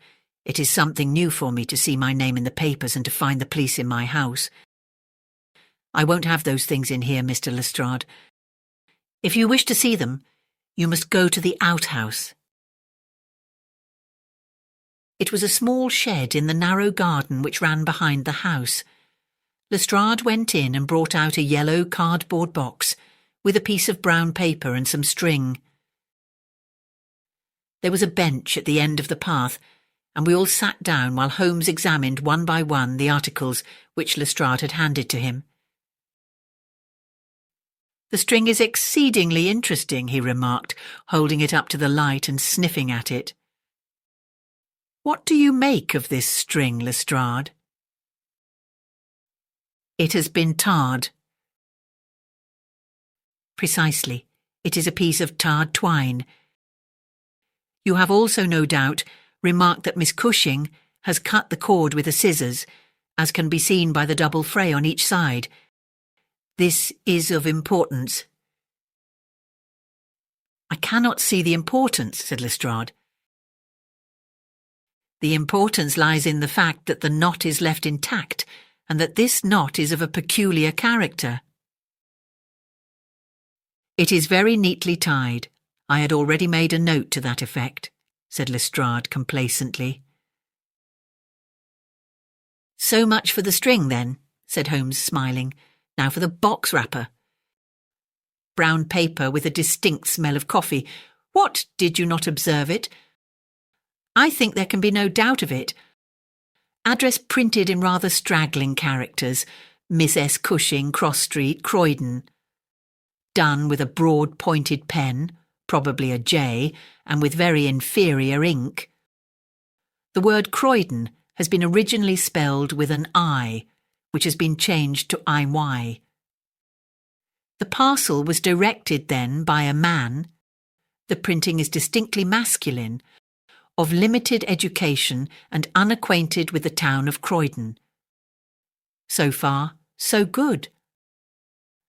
The box is a yellow half-pound honeydew box with nothing distinctive save 2 thumb marks at the left bottom corner. It is filled with rough salt, of the quality used for preserving hides and other of the coarser commercial purposes. And embedded in it are these very singular enclosures. He took out the 2 ears as he spoke, and laying a board across his knee, he examined them minutely, while Lestrade and I, bending forward on each side of him, glanced alternately at these dreadful relics, and at the thoughtful, eager face of our companion. Finally he returned them to the box once more, and sat for a while in deep meditation. "You have observed, of course," said he at last, "that the ears are not a pair." "Yes, I have noticed that, but if this were the practical joke of some students from the dissecting rooms, it would be as easy for them to send 2 odd ears as a pair." "Precisely, but this is not a practical joke." "You are sure of it?" "The presumption is strongly against it. Bodies in the dissecting rooms are injected with preservative fluid. These ears bear no signs of this. They are fresh, too. They have been cut off with a blunt instrument, which would hardly happen if a student had done it. Again, carbolic or rectified spirits would be the preservatives which would suggest themselves to the medical mind, certainly not rough salt. I repeat that there is no practical joke here, but that we are investigating a serious crime." A vague thrill ran through me as I listened to my companion's words and saw the stern gravity which had hardened his features. This brutal preliminary seemed to shadow forth some strange and inexplicable horror in the background. Lestrade, however, shook his head like a man who is only half convinced. "There are objections to the joke theory, no doubt," said he, "but there are much stronger reasons against the other. We know that this woman has led a most quiet and respectable life at Penge, and here for the last 20 years. She has hardly been away from her home for a day during that time. Why on earth, then, should any criminal send her the proofs of his guilt, especially as, unless she is a most consummate actress, she understands quite as little of the matter as we do?" "That is the problem which we have to solve," Holmes answered, "and for my part I shall set about it by presuming that my reasoning is correct and that a double murder has been committed. One of these ears is a woman's, small, finely formed and pierced for an earring. The other is a man's, sunburned, discoloured and also pierced for an earring. These 2 people are presumably dead, or we should have heard their story before now. Today is Friday. The packet was posted on Thursday morning. The tragedy then occurred on Wednesday or Tuesday or earlier. If the 2 people were murdered, who but their murderer would have sent this sign of his work to Miss Cushing? We may take it that the sender of the packet is the man whom we want, but he must have some strong reason for sending Miss Cushing this packet. What reason, then? It must have been to tell her that the deed was done, or to pain her, perhaps. But in that case she knows who it is. Does she know? I doubt it. If she knew, why should she call the police in? She might have buried the ears and no one would have been the wiser. That is what she would have done if she had wished to shield the criminal. But if she does not wish to shield him, she would give his name. There is a tangle here which needs straightening out. He had been talking in a high, quick voice, staring blankly up over the garden fence, but now he sprang briskly to his feet and walked towards the house. "I have a few questions to ask Miss Cushing," said he. "In that case I may leave you here," said Lestrade, "for I have another small business on hand. I think that I have nothing further to learn from Miss Cushing. You will find me at the police station." "We shall look in on our way to the train," answered Holmes. A moment later he and I were back in the front room, where the impassive lady was still quietly working away at her antimacassar. She put it down on her lap as we entered and looked at us with her frank, searching blue eyes. "I'm convinced, sir," she said, "that this matter is a mistake, and that the parcel was never meant for me at all. I have said this several times to the gentleman from Scotland Yard, but he simply laughs at me. I have not an enemy in the world as far as I know, so why should anyone play me such a trick?" "I am coming to be of the same opinion, Miss Cushing," said Holmes, taking a seat beside her. "I think that it is more than probable." He paused, and I was surprised, on glancing round, to see that he was staring with singular intentness at the lady's profile. Surprise and satisfaction were both for an instant to be read upon his eager face, though when she glanced round to find out the cause of his silence, he had become as demure as ever. I stared hard myself at her flat grizzled hair, her trim cap, her little gilt earrings, her placid features, but I could see nothing which could account for my companion's evident excitement. "There were one or two questions—" "Oh, I am weary of questions," cried Miss Cushing impatiently. "You have two sisters, I believe." "How could you know that?" "I observed the very instant that I entered the room that you have a portrait group of 3 ladies upon the mantelpiece, one of whom is undoubtedly yourself, while the others are so exceedingly like you that there could be no doubt of the relationship." "Yes, you are quite right. Those are my sisters, Sarah and Mary. And here at my elbow is another portrait taken at Liverpool of your younger sister, in the company of a man who appears to be a steward by his uniform. I observed that she was unmarried at the time." "You are very quick at observing." "That is my trade." "Well, you are quite right, but she was married to Mr. Browner a few days afterwards. He was on the South American line when that was taken, but he was so fond of her that he couldn't abide to leave her for so long, and he got into the Liverpool and London boats."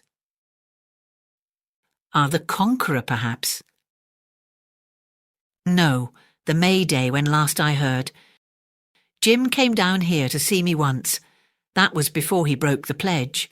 But afterwards he would always take drink when he was ashore, and a little drink would send him stark, staring mad. Ah, it was a bad day that ever he took a glass in his hand again. First he dropped me, then he quarrelled with Sarah, and now that Mary has stopped writing, we don't know how things are going with them." It was evident that Miss Cushing had come upon a subject on which she felt very deeply. Like most people who lead a lonely life, she was shy at first, but ended by becoming extremely communicative. She told us many details about her brother-in-law, the steward, and then, wandering off on the subject of her former lodgers, the medical students, she gave us a long account of their delinquencies, with their names and those of their hospitals. Holmes listened attentively to everything, throwing in a question from time to time. "About your second sister, Sarah," said he. "I wonder, since you are both maiden ladies, that you do not keep house together." "Ah, you don't know Sarah's temper, or you would wonder no more. I tried it when I came to Croydon, and we kept on until about 2 months ago when we had to part. I don't want to say a word against my own sister, but she was always meddlesome and hard to please, was Sarah." "You say that she quarrelled with your Liverpool relations?" "Yes, and they were the best of friends at one time. Why, she went up there to live in order to be near them. And now she has no word hard enough for Jim Browner. The last 6 months that she was here, she would speak of nothing but his drinking and his ways. He had caught her meddling, I suspect, and given her a bit of his mind, and that was the start of it." "Thank you, Miss Cushing," said Holmes, rising and bowing. "Your sister Sarah lives, I think you said, at New Street, Wallington. Goodbye, and I'm very sorry that you should have been troubled over a case with which, as you say, you have nothing whatever to do." There was a cab passing as we came out, and Holmes hailed it. "How far to Wallington?" he asked. "Only about a mile, sir." "Very good. Jump in, Watson. We must strike while the iron is hot. Simple as the case is, there have been 1 or 2 very instructive details in connection with it. Just pull up at a telegraph office as you pass, cabby." Holmes sent off a short wire, and for the rest of the drive lay back in the cab, with his hat tilted over his nose to keep the sun from his face. Our driver pulled up at a house which was not unlike the one which we had just quitted. My companion ordered him to wait, and had his hand upon the knocker, when the door opened and a grave young gentleman in black, with a very shiny hat, appeared on the step. "Is Miss Cushing at home?" asked Holmes. "Miss Sarah Cushing is extremely ill," said he. "She has been suffering since yesterday from brain symptoms of great severity. As her medical adviser, I cannot possibly take the responsibility of allowing anyone to see her. I should recommend you to call again in 10 days. He drew on his gloves, closed the door, and marched off down the street. "Well, if we can't, we can't," said Holmes cheerfully. "Perhaps she could not or would not have told you much." "I did not wish her to tell me anything. I only wanted to look at her. However, I think that I have got all that I want. Drive us to some decent hotel, cabby, where we may have some lunch, and afterwards we shall drop down upon Friend Lestrade at the police station." We had a pleasant little meal together, during which Holmes would talk about nothing but violins, narrating with great exultation how he had purchased his own Stradivarius, which was worth at least 500 guineas, at a broker's in Tottenham Court Road for 55 shillings. This led him to Paganini, and we sat for an hour over a bottle of claret while he told me anecdote after anecdote of that extraordinary man. The afternoon was far advanced, and the hot glare had softened into a mellow glow before we found ourselves at the police station. Lestrade was waiting for us at the door. "A telegram for you, Mr. Holmes," said he. "Wonderful, it is the answer." He tore it open, glanced his eyes over it, and crumpled it into his pocket. "That's all right," said he. "Have you found out anything?" "I have found out everything." "What?" Lestrade stared at him in amazement. "You are joking." "I was never more serious in my life. A shocking crime has been committed, and I think I have now laid bare every detail of it." "And the criminal?" Holmes scribbled a few words upon the back of one of his visiting cards and threw it over to Lestrade. "That is the name," he said. "You cannot effect an arrest until tomorrow night at the earliest. I should prefer that you do not mention my name at all in connection with the case, as I choose to be only associated with those crimes which present some difficulty in their solution. Come on, Watson. We strode off together to the station, leaving Lestrade still staring with a delighted face at the card which Holmes had thrown him. "The case," said Sherlock Holmes as we chatted over our cigars that night in our rooms at Baker Street, "is one where, as in the investigations which you have chronicled under the names of A Study in Scarlet and of The Sign of Four, we have been compelled to reason backward from effects to causes.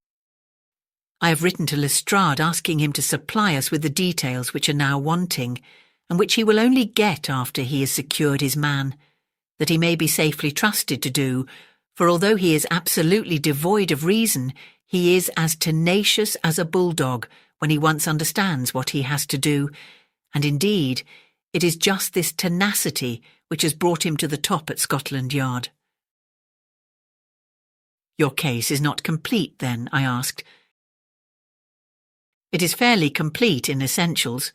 We know who the author of the revolting business is, although one of the victims still escapes us. Of course, you have formed your own conclusions. I presume that this Jim Browner, the steward of a Liverpool boat, is the man whom you suspect?" "Oh, it is more than a suspicion. And yet I cannot see anything save very vague indications. On the contrary, to my mind, nothing could be more clear. Let me run over the principal steps. We approached the case, you remember, with an absolutely blank mind, which is always an advantage. We had formed no theories. We were simply there to observe and to draw inferences from our observations. What did we see first? A very placid and respectable lady, who seemed quite innocent of any secret, and a portrait which showed me that she had 2 younger sisters. It instantly flashed across my mind that the box might have been meant for one of these. I set the idea aside as one which could be disproved or confirmed at our leisure. Then we went to the garden, as you remember, and we saw the very singular contents of the little yellow box. The string was of the quality which is used by sailmakers aboard ship, and at once a whiff of the sea was perceptible in our investigation, when I observed that the knot was one which is popular with sailors, that the parcel had been posted at a port, and that the male ear was pierced for an earring which is so much more common among sailors than landsmen. I was quite certain that all the actors in the tragedy were to be found among our seafaring classes. When I came to examine the address of the packet, I observed that it was to Miss S. Cushing. Now, the oldest sister would of course be Miss Cushing, and although her initial was S, it might belong to one of the others as well. In that case, we should have to commence our investigation from a fresh basis altogether. I therefore went into the house with the intention of clearing up this point. I was about to assure Miss Cushing that I was convinced that a mistake had been made when you may remember that I came suddenly to a stop. The fact was that I had just seen something which filled me with surprise and at the same time narrowed the field of our inquiry immensely. As a medical man, you are aware, Watson, that there is no part of the body which varies so much as the human ear. Each ear is as a rule quite distinctive and differs from all other ones. In last year's anthropological journal you will find 2 short monographs from my pen upon the subject. I had therefore examined the ears in the box with the eyes of an expert, and had carefully noted their anatomical peculiarities. Imagine my surprise then when, on looking at Miss Cushing, I perceived that her ear corresponded exactly with the female ear which I had just inspected. The matter was entirely beyond coincidence. There was the same shortening of the pinna, the same broad curve of the upper lobe, the same convolution of the inner cartilage. In all essentials, it was the same ear. Of course, I at once saw the enormous importance of the observation. It was evident that the victim was a blood relation, and probably a very close one. I began to talk to her about her family, and you remember that she at once gave us some exceedingly valuable details. In the first place, her sister's name was Sarah, and her address had until recently been the same, so that it was quite obvious how the mistake had occurred and for whom the packet was meant. Then we heard of this steward married to the third sister, and learned that he had at one time been so intimate with Miss Sarah that she had actually gone up to Liverpool to be near the Browners, but a quarrel had afterwards divided them. This quarrel had put a stop to all communications for some months, so that if Browner had occasion to address a packet to Miss Sarah, he would undoubtedly have done so to her old address. And now the matter had begun to straighten itself out wonderfully. We had learned of the existence of this steward, an impulsive man, of strong passions. You remember that he threw up what must have been a very superior berth in order to be nearer to his wife. Subject, too, to occasional fits of hard drinking. We had reason to believe that his wife had been murdered, and that a man, presumably a seafaring man, had been murdered at the same time. Jealousy, of course, at once suggests itself as the motive for the crime. And why should these proofs of the deed be sent to Miss Sarah Cushing? Probably because during her residence in Liverpool, she had some hand in bringing about the events which led to the tragedy. You will observe that this line of boats calls at Belfast, Dublin and Waterford, so that, presuming that Browner had committed the deed and had embarked at once upon his steamer, Belfast would be the first place at which he could post his terrible packet. A second solution was at this stage obviously possible, and although I thought it exceedingly unlikely, I was determined to elucidate it before going further. An unsuccessful lover might have killed Mr. and Mrs. Browner, and the male heir might have belonged to the husband. There were many grave objections to this theory, but it was conceivable. I therefore sent off a telegram to my friend Algar of the Liverpool force, and asked him to find out if Mrs. Browner were at home, and if Browner had departed in the May Day. Then we went on to Wallington to visit Miss Sarah. I was curious in the first place to see how far the family ear had been reproduced in her. Then, of course, she might give us very important information, but I was not sanguine that she would. She must have heard of the business the day before, since all Croydon was ringing with it, and she alone could have understood for whom the packet was meant. If she had been willing to help justice, she would probably have communicated with the police already. However, it was clearly our duty to see her, so we went. We found that the news of the arrival of the packet, for her illness dated from that time, had such an effect upon her as to bring on brain fever. It was clearer than ever that she understood its full significance, but equally clear that we should have to wait some time for any assistance from her. However, we were really independent of her help. Our answers were waiting for us at the police station, where I had directed Algar to send them. Nothing could be more conclusive. Mrs. Browner's house had been closed for more than 3 days, and the neighbours were of opinion that she had gone south to see her relatives. It had been ascertained at the shipping offices that Browner had left aboard of the May Day, and I calculate that she is due in the Thames tomorrow night. When he arrives, he will be met by the obtuse but resolute Lestrade, and I have no doubt that we shall have all our details filled in. Sherlock Holmes was not disappointed in his expectations. 2 days later he received a bulky envelope which contained a short note from the detective and a typewritten document which covered several pages of foolscap. "Lestrade has got him all right," said Holmes, glancing up at me.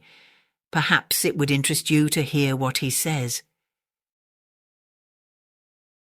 My dear Mr. Holmes, in accordance with the scheme which we had formed in order to test our theories, the we is rather fine, Watson, is it not? I went down to the Albert Dock yesterday at 6 p.m. and boarded the SS Mayday, belonging to the Liverpool, Dublin and London Steam Packet Company. On inquiry, I found that there was a steward on board of the name of James Browner, and that he had acted during the voyage in such an extraordinary manner that the captain had been compelled to relieve him of his duties. On descending to his berth, I found him seated upon a chest with his head sunk upon his hands, rocking himself to and fro. He's a big, powerful chap, clean-shaven and very swarthy, something like Aldridge, who helped us in the bogus laundry affair. He jumped up when he heard my business, and I had my whistle to my lips to call a couple of river police who were round the corner, but he seemed to have no heart in him, and he held out his hands quietly enough for the darbies. We brought him along to the cells and his box as well, for we thought there might be something incriminating. But bar a big sharp knife such as most sailors have, we got nothing for our trouble. However, we find that we shall want no more evidence, for on being brought before the inspector at the station, he asked leave to make a statement, which was of course taken down just as he made it by our shorthand man. We had 3 copies typewritten, one of which I enclose. The affair proves, as I always thought it would, to be an extremely simple one. But I am obliged to you for assisting me in my investigation. With kind regards, yours very truly, G. Lestrade. The investigation really was a very simple one, remarked Holmes. But I don't think it struck him in that light when he first called us in. However, let us see what Jim Browner has to say for himself. This is his statement as made before Inspector Montgomery at the Shadwell police station, and it has the advantage of being verbatim. Have I anything to say? Yes, I have a deal to say. I have to make a clean breast of it all. You can hang me or you can leave me alone. I don't care a plug which you do. I tell you I've not shut an eye in sleep since I did it, and I don't believe I ever will again until I get past all waking. Sometimes it's his face, but most generally it's hers. I'm never without one or the other before me. He looks frowning and black-like, but she has a kind of surprise upon her face. Ay, the white lamb, she might well be surprised when she read death on a face that had seldom looked anything but love upon her before. But it was Sarah's fault, and may the curse of a broken man put a blight on her and set the blood rotting in her veins. It's not that I want to clear myself. I know that I went back to drink like the beast that I was. But she would have forgiven me. She would have stuck as close to me as a rope to a block if that woman had never darkened our door. For Sarah Cushing loved me. That's the root of the business. She loved me until all her love turned to poisonous hate, when she knew that I thought more of my wife's footmark in the mud than I did of her whole body and soul. There were 3 sisters altogether. The old one was just a good woman, the second was a devil, and the third was an angel. Sarah was 33 and Mary was 29 when I married. We were just as happy as the day was long when we set up house together, and in all Liverpool there was no better woman than my Mary. And then we asked Sarah up for a week, and the week grew into a month, and one thing led to another, until she was just one of ourselves. I was blue ribbon at that time, and we were putting a little money by, and all was as bright as a new dollar. My God, whoever would have thought that it could have come to this? Whoever would have dreamed it?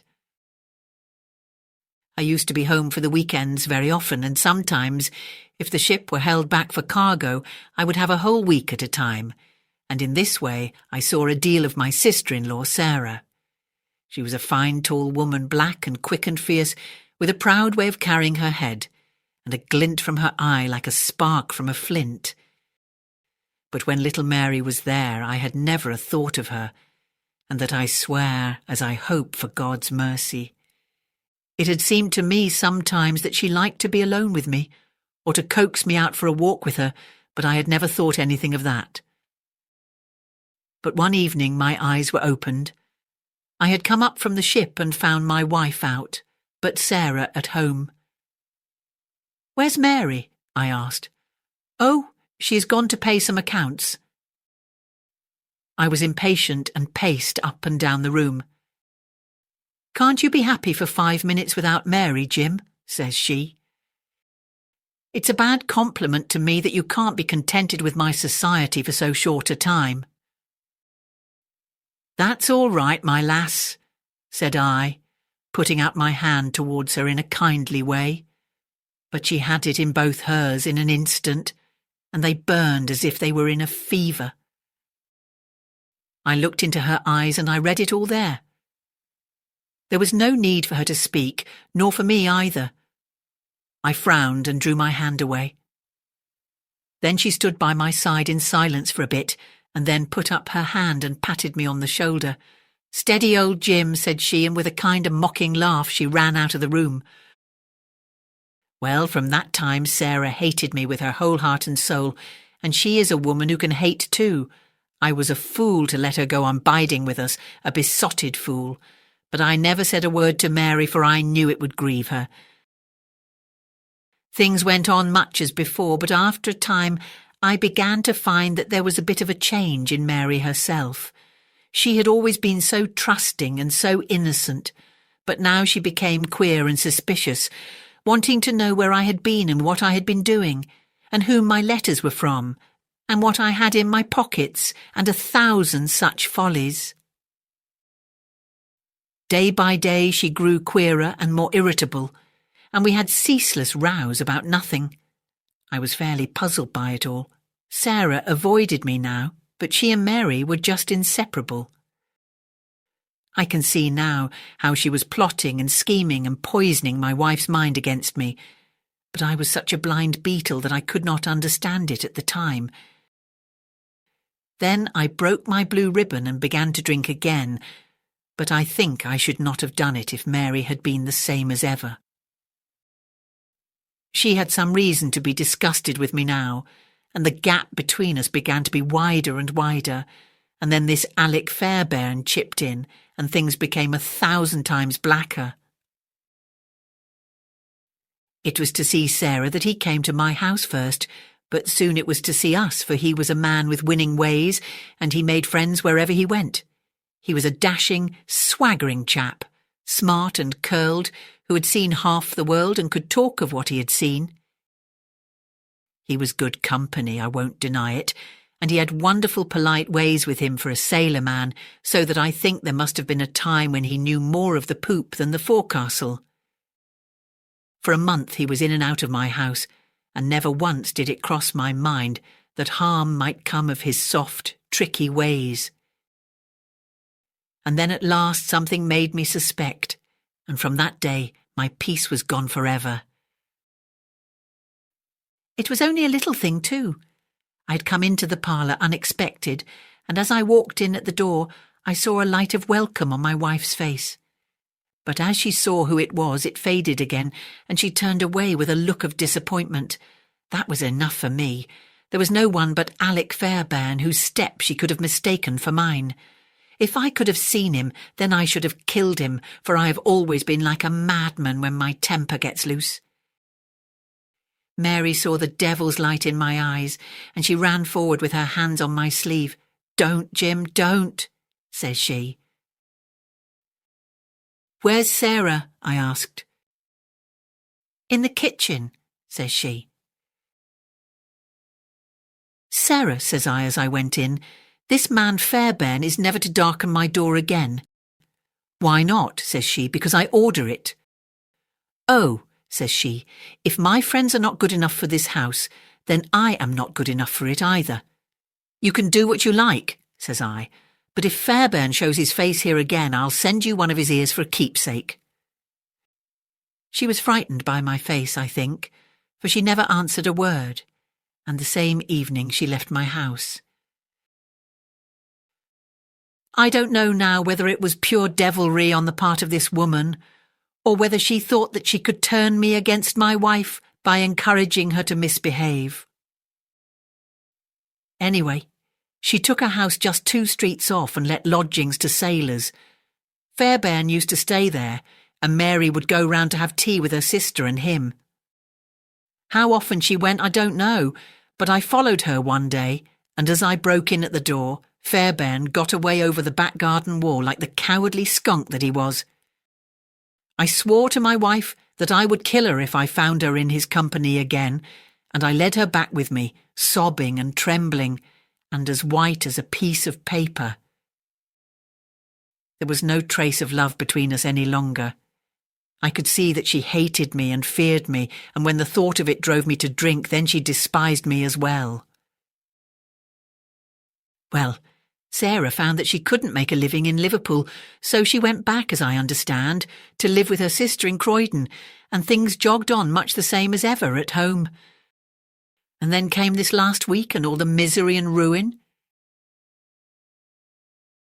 We had gone on the May Day for a round voyage of 7 days, but a hogshead got loose and started one of our plates, so that we had to put back into port for 12 hours. I left the ship and came home, thinking what a surprise it would be for my wife, and hoping that maybe she would be glad to see me so soon. The thought was in my head as I turned into my own street, and at that moment a cab passed me, and there she was sitting by the side of Fairbairn, the two chatting and laughing, with never a thought for me as I stood watching them from the footpath. I tell you, and I give you my word for it, that from that moment I was not my own master, and it is all like a dim dream when I look back on it. I had been drinking hard of late, and the two things together fairly turned my brain. There's something throbbing in my head now like a docker's hammer, but that morning I seemed to have all Niagara whizzing and buzzing in my ears. Well, I took to my heels and I ran after the cab. I had a heavy oak stick in my hand, and I tell you I saw red from the first. But as I ran I got cunning too, and hung back a little to see them without being seen. They pulled up soon at the railway station. There was a good crowd round the booking office, so I got quite close to them without being seen. They took tickets for New Brighton, so did I, but I got in 3 carriages behind them. When we reached it, they walked along the parade, and I was never more than 100 yards from them. At last I saw them hire a boat and start for a row, for it was a very hot day, and they thought, no doubt, that it would be cooler on the water. It was just as if they had been given into my hands. There was a bit of a haze, and you could not see more than a few 100 yards. I hired a boat for myself, and I pulled after them. I could see the blur of their craft, but they were going nearly as fast as I, and they must have been a long mile from the shore before I caught them up. The haze was like a curtain all round us, and there were we 3 in the middle of it. My God, shall I ever forget their faces when they saw who was in the boat that was closing in upon them? She screamed out. He swore like a madman and jabbed at me with an oar, for he must have seen death in my eyes. I got past it and got one in with my stick that crushed his head like an egg. I would have spared her, perhaps, for all my madness, but she threw her arms round him, crying out to him and calling him Alec. I struck again, and she lay stretched beside him. I was like a wild beast then that had tasted blood. If Sarah had been there, by the Lord, she should have joined them. I pulled out my knife and, well, there, I've said enough. It gave me a kind of savage joy when I thought how Sarah would feel when she had such signs as these of what her meddling had brought about. Then I tied the bodies into the boat, stove a plank, and stood by until they had sunk. I knew very well that the owner would think that they had lost their bearings in the haze and had drifted off out to sea. I cleaned myself up, got back to land, and joined my ship without a soul having a suspicion of what had passed. That night I made up the packet for Sarah Cushing, and next day I sent it from Belfast. There you have the whole truth of it. You can hang me or do what you like with me, but you cannot punish me as I have been punished already. I cannot shut my eyes, but I see those two faces staring at me as they stared when my boat broke through the haze. I killed them quick, but they are killing me slow, and if I have another night of it, I shall be either mad or dead before morning. You won't put me alone into a cell, sir. For pity's sake, don't, and may you be treated in your day of agony as you treat me now. What is the meaning of it, Watson? Said Holmes solemnly as he laid down the paper.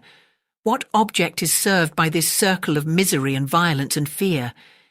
It must tend to some end, or else our universe is ruled by chance, which is unthinkable. But what end? There is the great standing perennial problem to which human reason is as far from an answer as ever.